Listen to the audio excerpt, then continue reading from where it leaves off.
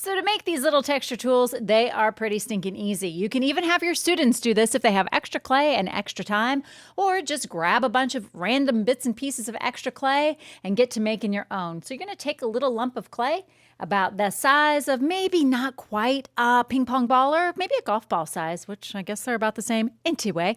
Roll it into a sphere, not to be confused with a ball, because after all, we do teach boys and we don't need to be saying that kind of thing. After you've got that finished, you're going to take a little pinching finger and just pinch the top.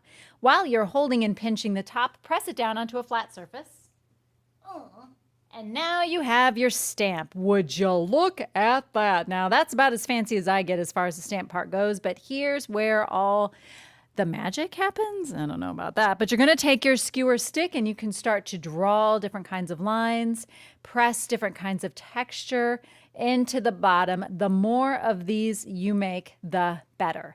You're going to want to let these dry completely. When I let things dry for the kiln, I always say 2 weeks, but I'm a grandma and I let everything dry really slow, especially since this is kind of thick.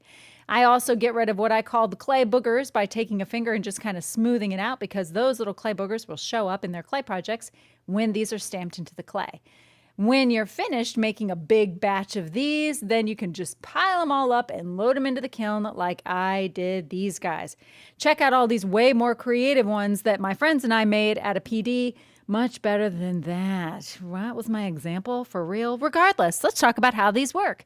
You're going to take, when your students are using them, they could use them for all sorts of things, but you're going to take a piece of clay and simply take your stamp, press it into, and then take it out. Let's hope this turns out right so I don't look like an idiot. Oh, would you look at that, Martha? It's fabulous. Now, if the clay does stick a little bit, maybe because your clay is a little bit too sticky, let me show you another little tip. You can use something arm reach called cornstarch. Cornstarch can simply be sprinkled over clay that is a little bit too damp.